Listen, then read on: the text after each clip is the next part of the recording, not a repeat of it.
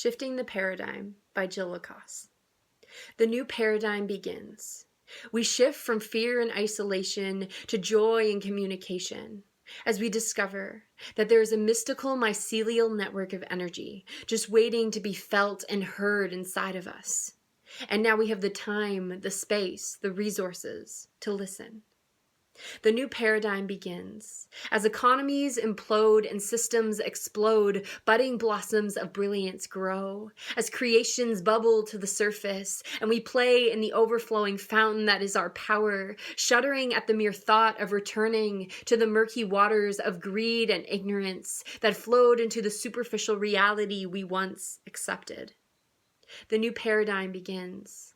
As we get quiet and attune to the ever-present witness observing from the inward spaces, we open up to a new reality. As we breathe in new air, a new breeze with magic and mace, us left to decide which breath to take. Choosing cooperation and collaboration over competition, no division, only revision of what it means to be united in mind, body, and spirit.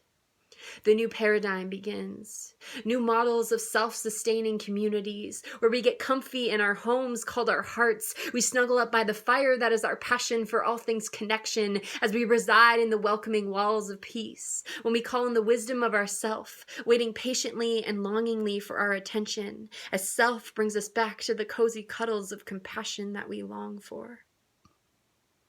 The new paradigm begins, where feelings and needs are embraced and accepted, and communication is built on the trust of the shining divinity in others. We unveil our reflections and projections as we start to deconstruct our cocoons to make room for our wings to fly. The new paradigm begins.